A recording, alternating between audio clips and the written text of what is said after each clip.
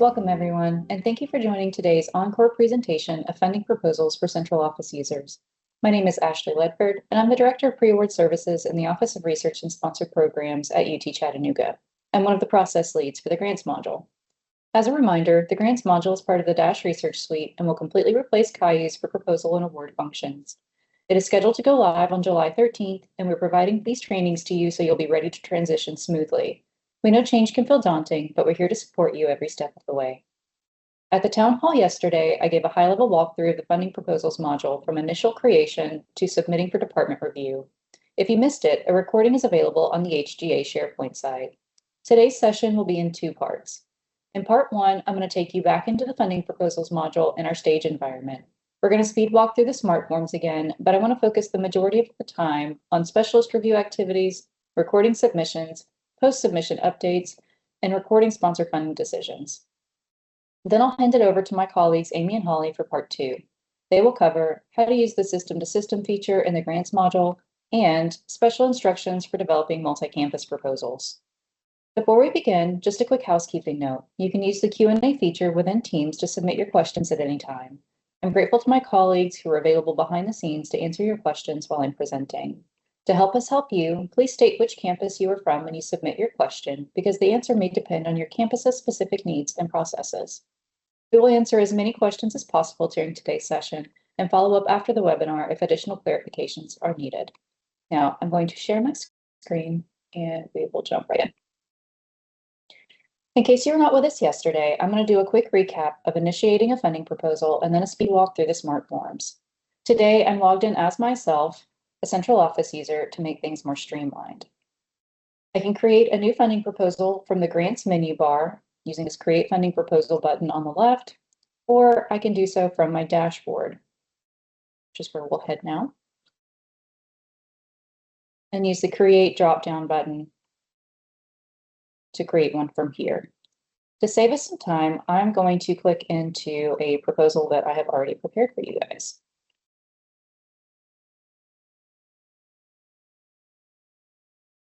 And I'm going to click back into the smart forms using this Edit Funding Proposal button.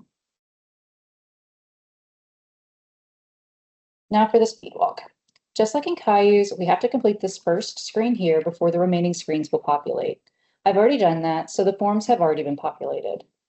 This general proposal information screen contains the basic information about the proposal. There are three fields I want to highlight on this screen: the short title, the PI, and sponsor.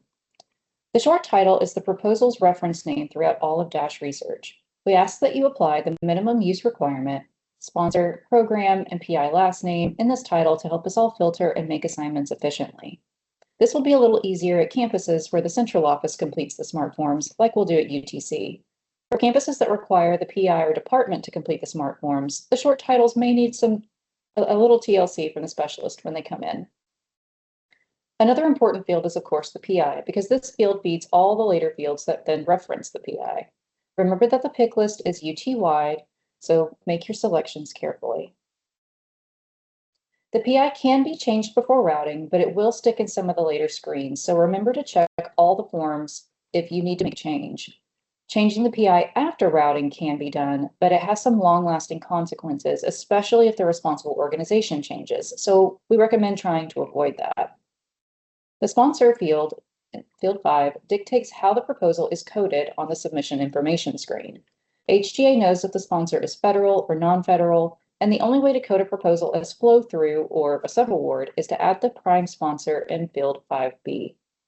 If a sponsor is not listed, either up here or in 5B, you can select TBD and add the name in field 5A and complete the ticketing process to add the entity to DASH. After the sponsor is added, it will flow over to HGA in a nightly feed and should be selectable from the pick list the next morning. Let's move on to the personnel screen. This is possibly the most important screen in the smart forms because it has the greatest potential for routing complications, so I'm going to spend a little more time here. Field 2 sets the responsible organization. This is especially important to get right before the proposal is submitted for department review because it alone drives the step 1 and step 2 approvals. Unlike CAUSE, these cannot be changed after the proposal is submitted for routing. In field 3, all all UT personnel who will be participating in the project must be added here, regardless of their campus, before the proposal is submitted for department review. And this is because who you add here drives the ancillary review assignments for the non-lead department approvers, and those are automatically assigned at the time of routing. Again, unlike HIUs, you cannot remove an automated ancillary review assignment after the proposal routes. You can only add new reviewers. Field 4A pre-populates to the person who created the proposal. Who it should be will vary by campus. But I do want to spend a moment talking about editor and viewer roles in turn. For Field 4B, editors, the proposal creator, the PI, proposal admin, and anyone who has the grants administrative editor role for the responsible organization all have edit access to the proposal before it is submitted for routing and anytime it is returned to them for edits by an approver or the specialist. The specialist has edit access to the proposal as soon as they are assigned, regardless of the proposal's state, and they remain an editor until they finalize the proposal, which we'll talk about later. Those are the only default editors. The list of viewers is a little longer.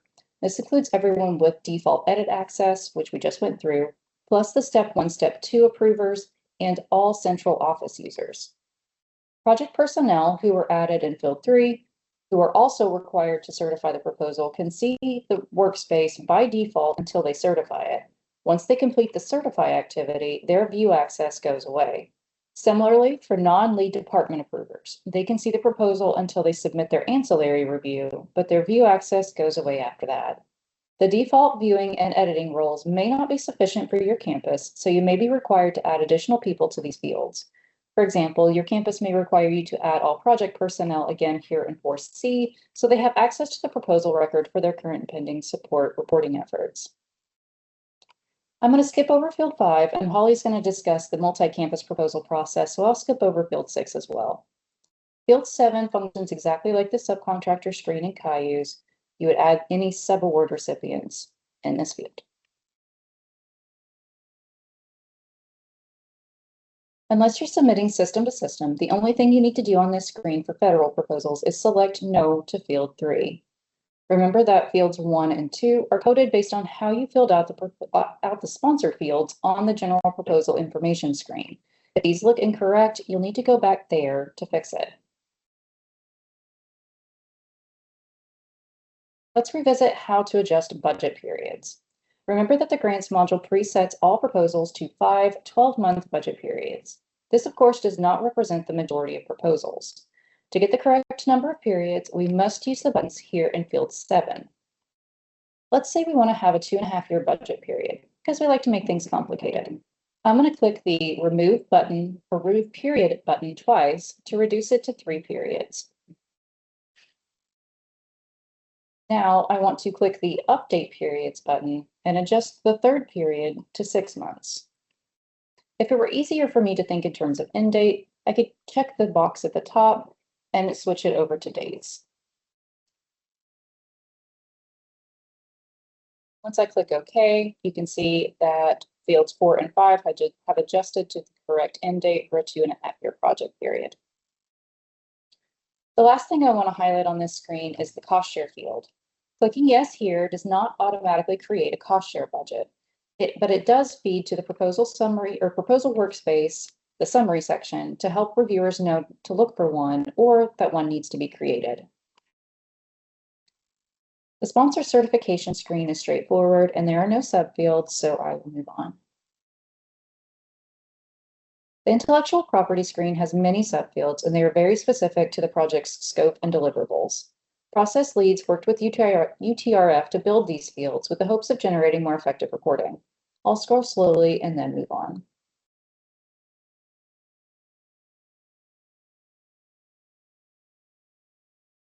The project performance site locations screen functions exactly as it does in CAIUs now.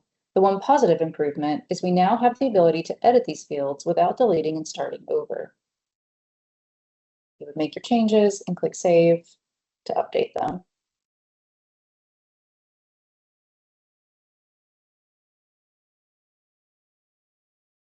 Unlike CAIUs, all compliance-related questions appear on one screen. The form expands into multiple subfields depending on your selections. I'll scroll slowly so you can see. I do want to point out that fields 4 through 6 are all related to export control and research security, and they generate a new field 7 down here if you select anything other than none of the above for those fields. If you indicate that you've submitted a compliance record in any of the other Dash modules, you can use the pick list to link those to this proposal, as I have done here in the export control field. Fields 8 to 11 function the exact same way for IACUC and safety. Field 12 is a little different. It's related to a new state law, and the subfields that follow it are attestations that enable UT to report accurately to the state. The goal is for the PI to honestly answer yes to all of these statements. The additional proposal information screen is the last interactive field of the smart forms. Most of these fields should be straightforward, so I'll just highlight the more confusing ones. Field 4 is asking whether the proposal is stemming from the results of seed funding or internal grants. It's not asking about startup funding, and it does not have subfields. Field 7 is the allocation of credit for the project. It always defaults to the PI at 100%.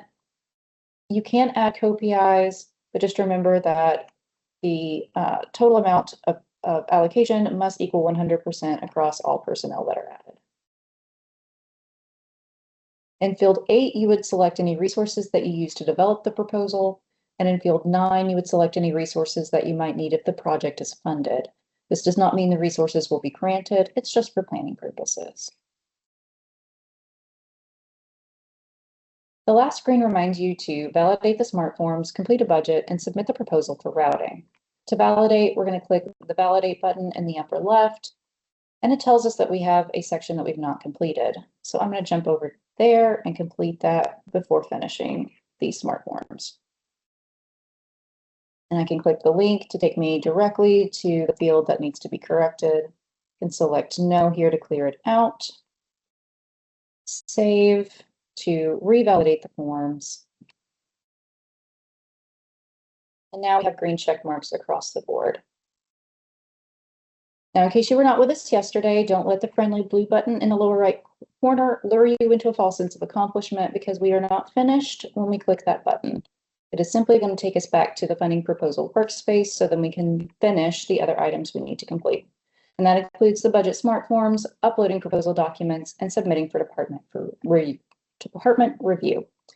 Down at the bottom of the workspace is a table with many tabs. The first tab is the one we need right now. We're going to click the working budget name to open the budget workspace. Now this budget's already filled out to save us some time, but if we're just starting out, all the periods would be $0, and the name of the budget workspace would be the name of the sponsor. That's how everything defaults. For now though, I want you to look at the financials tab where we are. Yesterday in the town hall, I showed you a detailed budget where both personnel and general costs were entered. Notice that in my pre-filled budget here, the only costs that are entered are in the general cost category. And that's because today I'm going to show you the streamlined version, what we process leads have been calling the skinny budget option. This most closely resembles the budgets we have been entering in Cayuse, and several campuses will be implementing this method. I'll show you how this works. I'm going to click the Edit Budget button in the upper left to enter the smart forms. We complete this first screen exactly as we did for the detailed budget. Our budget title needs to match our funding proposal short title, although I took some liberties here to clarify. And we need to assign a budget PI, a responsible organization, and set our F&A rates. Also remember that field 4 here will determine whether this amount is included in the overall request total. So it's important to leave this checked as yes, unless the budget is purely for internal purposes. Moving on for our personnel cost definition screen, if we were coming to this screen for the first time, this would all be blank and there would be an option to import our personnel right under this heading. I've already done that to save some time. So if we were doing a detailed budget, we would then need to update the profiles for each personnel to add their annualized salaries and then add all to be hired personnel on the project. In a skinny budget though, we don't need to do any of that. After we've imported the personnel, we can simply move on to the next screen. In a skinny budget, the only thing we need to do to this screen is add the personnel's effort. We do this because it flows over to the award screen, and it's our hope that it will facilitate reporting for current pending support reporting efforts.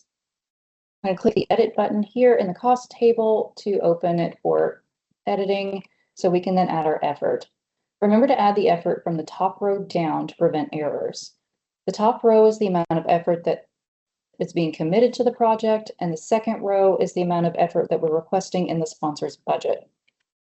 The two should be the same per year unless you're committing effort as cost share. We do not need to do anything on the fringe benefits because we're not calculating dollars here. We can simply click save once our effort is entered and get back here. If we needed to add some notes, we could. We want to leave this as $0 and move on to general costs.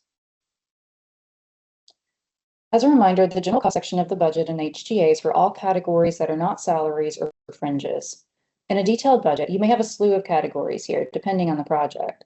For a skinny budget, though, we just need two, one for our indirect cost base and one for direct costs that are excluded from the indirect cost base.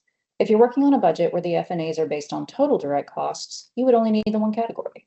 But let's talk about these in more detail. For our indirect cost base category, I've selected Other as the cost type. I've entered the indirect cost base for period 1 and provided a description.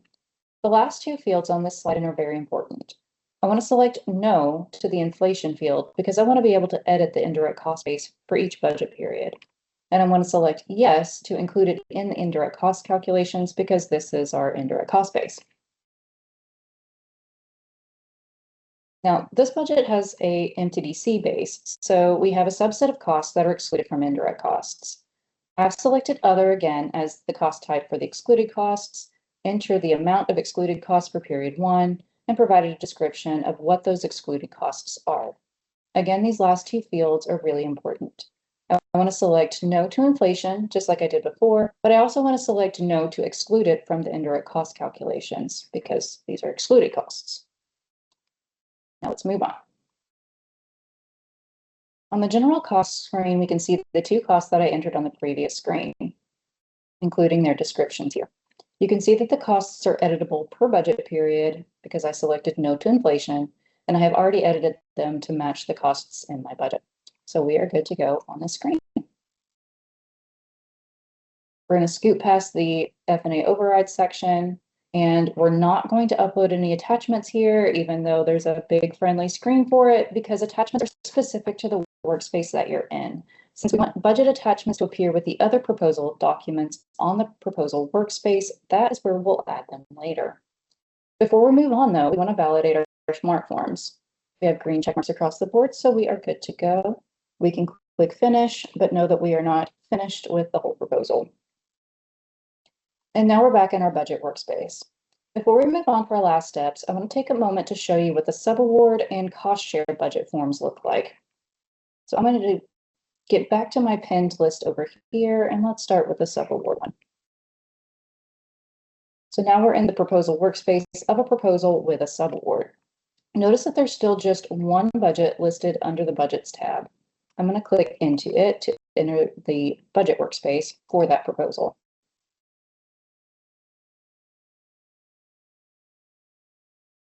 The budget workspace looks very similar to the screen we were just looking at, but notice two things. One, the subaward count in the upper right tells us that we have one subaward.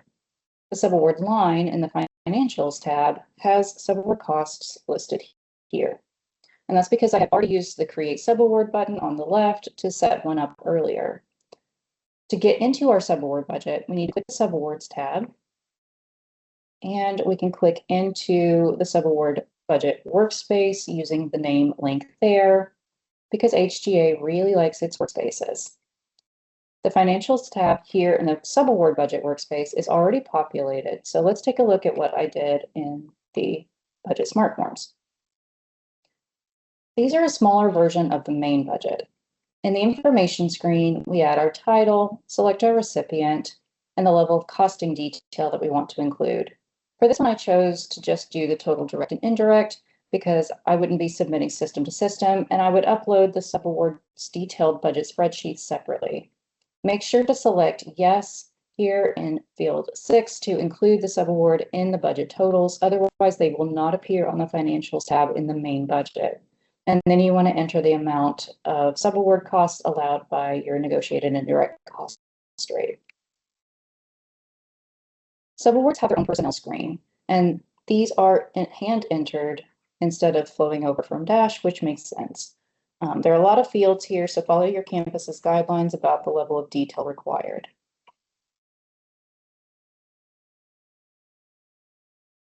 The per period cost total screen is where we enter the total direct and total indirect costs per budget period for the subaward.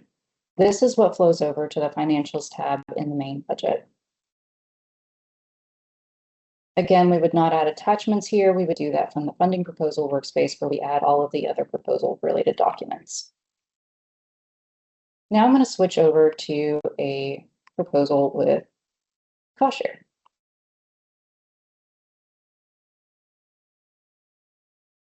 Notice down here in the working budgets tab, there are two budgets. One is our main one and one is a cost share one. So I could click directly into the cost share budget since I had already created it, but I'm going to take you the long way around first. Clicking into the main budget workspace, notice that the create cost share activity is not there. And that's because you can only create one cost share budget per sponsor budget. Since I've already created a cost share budget, I can click on the link up here in the top part of the workspace. And now I'm in the cost share budget workspace. You can see that I've pre-filled in some costs here as well. So let's jump into those smart forms. The first screen asks for the type of cost share and which UT entity or third party is responsible for it. Remember, the pick list includes both UT departments and external entities, so be careful with your selections. The remaining screens are exactly like the main budget, and you would complete them in the same way that you would do for your main budget. The first big difference is this personnel costs screen. There is not the ability to define your personnel costs because these flow over from your sponsor budget. So if your campus requires a detailed budget and you're committing effort as cost share, those personnel costs will carry over automatically as they have done in this demo. If your campus requires a skinny budget, you would not see the costs here, but the cost shared effort would flow over. So let's move on to our general costs. If you're doing a detailed budget, you would need to add each general cost that you're committing as cost share here. If you're doing a skinny budget, again, you would only need to add the indirect cost base and excluded costs here. Now, let's get back to the original proposal that we started with. I'm back in that that proposal's budget workspace. And we're going to use the breadcrumb trail here, or we could use this link here to get back to the proposal side of our workspace. The last thing we need to do before we route the proposal for review is to add the relevant proposal documents. I'm going to do that by clicking the Add Attachments activity on the left. That opens a new window, and you can see that I already have a few documents in here. My draft, my budget justification, and sponsor guidelines. To add a new document, you can click the Add button and search through your files, or you can drag and drop, which is what I will do here. We're going to click OK to save our attachments. And down here in the table at the bottom of the workspace, the Attachments tab is going to have all of the documents that have been uploaded through that activity. And notice that they are in alphabetical order by file name. So please follow your campus's file naming conventions for all attachments. Now the proposal is ready to submit for department review. I am listed as the proposal admin on the personnel screen, so I have the option to submit on behalf of the PI. I'm going to do that now to save some time, but always follow your campus's guidelines for who should be submitting the proposal.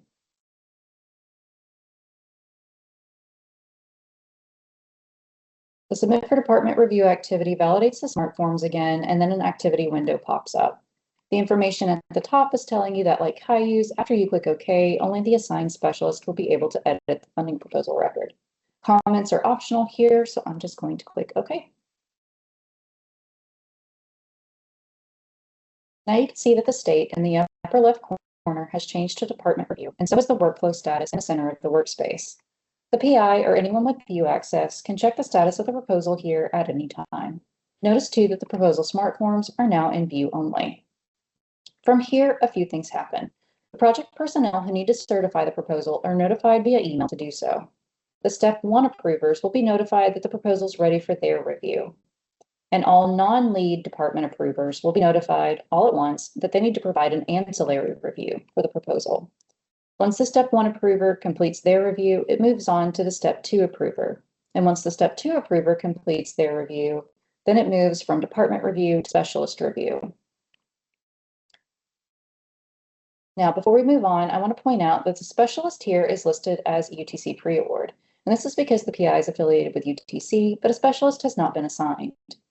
The PI, proposal admin, or any central office user can assign a specialist at any time, even while the proposal is in draft state. But for campuses where a specialist is not assigned until department routing is completed, let's take a look at what that will look like and how to search for it. So I'm going to go back over here into my dashboard. It's not going to be there. We're going to jump over into the grants menu bar and take a look at all of the grants, the funding proposal records that are here.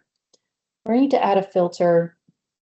This is already pre-filtered to my campus, but we need to add a filter for the state of the proposal because we're looking specifically for proposals that are in specialist review. So now you can see we only have 3 here. 2 of them are already assigned to a specialist, and we need to assign this one here. So I'm going to click into that one. Now I'm in the workspace of a proposal that I want to assign. Again, any central office user can assign the proposal to a specialist, but in this case, I want to assign it to myself. I'm going to click this Assign Specialist activity on the left. And in the pop-up window, you can see a list of all central office users from all UT campuses who have the specialist role. Now, there's not an embedded filtering option here, but I can use my browser's find shortcut to find my name and select it a little faster. Now you can see I have edit access to the funding proposal smart forms. You'll also notice that there are a suite of activities over on the left. Let's talk about them briefly. Some of them are self-explanatory. Add comment allows you to add a comment to the proposal. This is the closest thing we have to submission notes in Cayuse, but it functions a little differently. Manage access allows you to update proposal editors or viewers without going back into the smart forms. Send email sends an email. Export budget creates a link to a downloadable spreadsheet with the budget smart form tables, but it is not as functional as UT's internal spreadsheet templates and will not replace them. We've already talked about attachments, and tags are the HGA equivalent of flags. Everything you do on this left side gets saved as a record under the History tab, and that includes the comments. You can sort by activity type to group like activities together. But let's return to the activity panel. First, I want to point out the activities related to COI, and this is updated information from our last webinar. Although there is a send to COI activity here and it is functional, we should not complete this activity at the pre-award stage, and that's because the grants module is currently configured to trigger COI updates only one time throughout the entire life cycle of the project. And a research certification will not be triggered until after the proposal submission is recorded. Huron is working on a patch to implement after we go live so we can trigger research certifications at the time of proposal and again at time of award in alignment with UT policy. But until this patch is ready, we will have to continue to manually trigger research certifications in the COI module in Dash Research. We can click the COI disclosure status, though, to see the last date of the profile, to see when the last profile update was completed. But this research certification status here will not update until after proposal submission. Another important activity for central office users is the Manage Ancillary Reviews activity.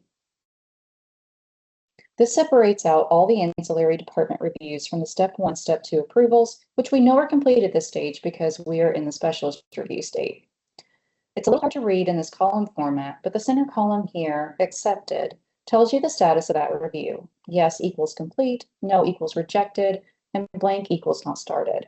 There's a better way to review these, and I'll show you that in a bit. But what you will mostly use this activity for is adding new ancillary reviewers. And to do that, we're going to click the Add button at the top to open a new slide in. So let's say I need to add a compliance review for my export control officer.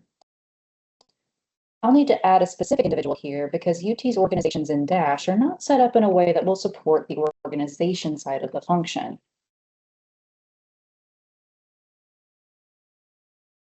So I'm going to select my person here. For the review type, I'm going to select compliance review. Now, if we needed the proposal or we needed the review to be completed before the proposal is submitted to the sponsor, we would select yes. If the review is not required before sponsor submission, we can select no. I'm going to select yes here. We're going to explain why the review is needed or what exactly you want them to look at. And it's best practice to upload the document that you want them to review if there's something specific. I'm going to skip that for this one today just to streamline, but do upload one if that's needed. And because I said the response is required, I need to add a deadline for the review. I'm going to click OK to save any review. And now you can see at the bottom of our table here, the new ancillary reviewer has been added. He will be notified when I click OK, and that's when the no under the notified column here will switch over to yes.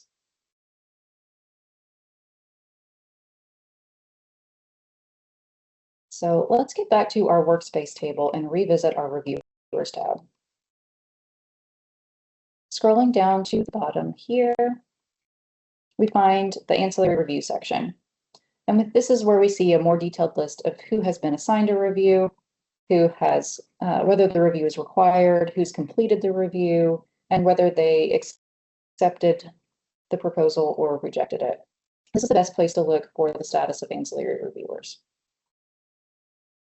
The grants administrative section that's kind of sandwiched between the ancillary review and this organizational ancillary reviewers section shows a list of users who have full access of any proposal assigned to the responsible organization, and that often includes, but may not be limited to, the department head and dean.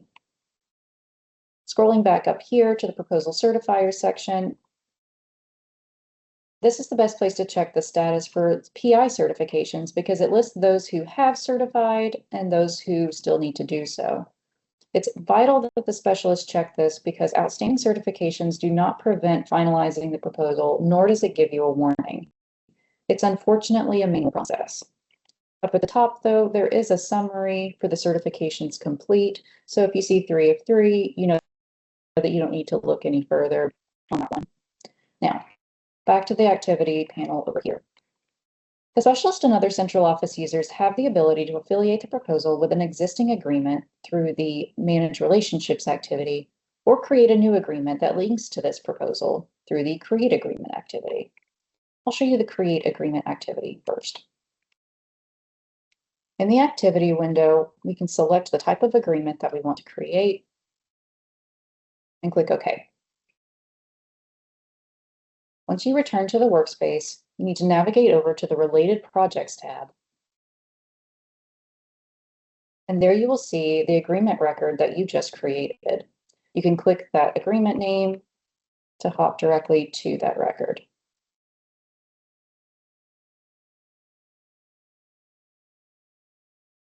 You can also link a proposal to an existing agreement using the Manage Relationships activity.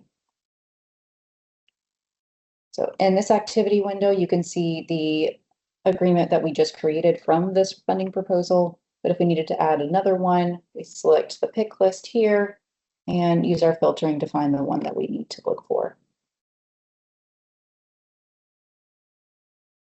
The Specialist Requests Changes activity up here will return the proposal to an editable state for the PI and other proposal editors. You could just click the activity and type in the instructions to the PI down here in the comments. But what the system really wants you to do, and it's what it's telling you to do right here, is to go into the proposal smart forms and add a comment next to the field that you want the PI to make a change on. And this logs the comments in the Reviewer Comments tab on the Funding Proposal workspace. You want to follow your campus's guidelines for when and how to complete this activity. The last activity in the panel I want to mention is the Copy activity. This creates a new proposal from this current proposal, and it copies over the smart forms and the budget smart forms.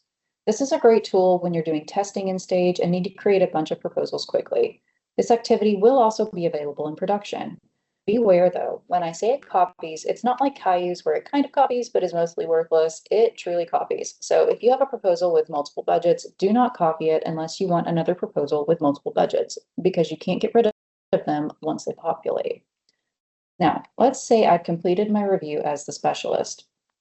There's not a proposal approved activity in the grants module to indicate that the specialist is done with their review. The closest thing we have is the final review activity, and this activity locks down the proposal to prevent further edits. So I'm going to click that activity now. Notice at the top it's telling me that I still have an outstanding ancillary review. Now, in practice, we would work outside the system to get that review completed before submission. But for the sake of streamlining, I do want to show you that there is a way to override these reviews. So what we need to do is go back to our Manage Ancillary Reviews activity and scroll down here to our ancillary review that has not been completed. We know that because this field in the accepted column is blank. We're going to click the Update button here. And we're going to change the response required to no and click OK. Now we can go back to our final review activity. And notice that the outstanding ancillary review warning is no longer there. Now in this field, we can add comments and they'll be recorded under the History tab, but I'm just going to click OK. Now we're back in the workspace and you can see that the proposal smart forms are in view only, even though I'm the specialist, and the state has changed to pending submission to sponsor. Notice though the workflow status has not changed. It's still a specialist review, and that's because I still need to record the submission. If I notice a mistake in the record, I could return the proposal to specialist review using this activity here. It would reopen the proposal for edits by the specialist only. And then if the PI needed to make edits, we would then complete the specialist request changes activity to return it to them. Now, because I completed the final review activity, I now have the option to submit to federal sponsor. If this were a non-federal sponsor, the wording would be a little different, but the action would be the same. In the activity window, I'm going to add the date that we submitted the proposal. You could add any comments that your campus requires that you add here and click OK.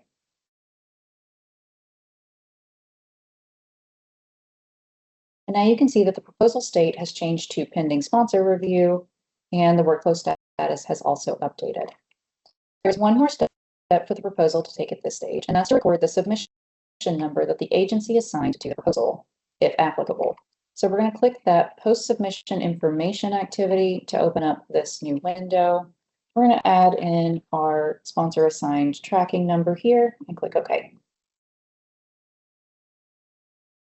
When I get back to the proposal workspace, I can go under the history and see that we have added that information. Finally, let's spend some time talking about just-in-time activities. In Cayuse, any central office user can make updates to the record to reflect just-in-time changes at any time. In the grants module here in Dash Research, though, the specialist must reopen the proposal for editing by clicking the Request Post-Submission Update activity. So in this window, I'm going to add the sponsor's just-in-time deadline up here. Say they're giving us a super quick turnaround. I could add the information that the sponsor needs us to update in the comment section here. And we need to assign a date that the PI needs to send us that information so that we can do our reviews as the specialist before they're submitted. So we'll do that and select OK. Once we do that, you see the state and the workflow status have both changed. You can also see that the smart forms are editable again, and they're editable for me as the specialist, but also the PI and other proposal editors. Once the edits are done, the only way to lock down the proposal again is to click the Submit Post-Submission Update activity. Now, this activity is a little misleading because one, the proposal editors and PI all have the same activity. So you might think it submits the changes to the specialist, but that's not the case. It also sounds like it might change the state of the proposal to something like post-submission update completed, but it doesn't do that either. So we'll complete the activity and I will show you what that does. And see the proposal is immediately returned to sponsor review, and the activity completion is recorded here under the history tab. So it is essentially recording the just-in-time submission to the sponsor. And that's why we ask the assigned specialist and not the PI complete that activity. Finally, I want to touch briefly on recording sponsor funding decisions. Awards will be covered in a later town hall and webinar, and I encourage you to check those out, even if your role is pre-award, so you can understand the full life cycle of a project. What I'm going to cover today are UT-initiated withdrawals and sponsor declines. Now, let me pause here for a second to say that, unlike CAUs, it's not possible to delete a record in HGA. It can only be withdrawn. And in the grants module, a withdrawal means a voluntary withdrawal, a voluntary decline to intake a new award, and an official notice of decline from the sponsor. All of these actions are completed within one activity: withdraw submitted or not funded proposal. Now, this activity is only available to the specialist once the proposal is in this pending sponsor review state. It is not available to other central office users, so that's a really big difference from CAUs. When I click the activity in the window, I have 5 options to choose from. This first one is the PI's left UT, so we cannot intake the award. The second one is the funding opportunity closed without awards, or awards were announced and we weren't on the list, but we did not receive an official notice of decline. This is our official notice of decline, not funded. Withdrawn from sponsor is UT voluntarily withdrew it from consideration before a decision was made. And we have an other option here. If you select other, please provide an explanation in the comments. I'm going to select not funded for this one and click OK. And now the proposal state has changed to not funded and the workflow status has moved to complete. If I had selected any of the other options, we would still have landed at the complete workflow, but this would read withdrawn up here in the upper left. Now, let's say I just realized that I marked the wrong proposal as declined. So never fear, there is a handy reinstate proposal activity waiting for you on the left. So you click that, and immediately, without further ado, it's returned to pending sponsor review. And that's where I'm going to end my part of the webinar.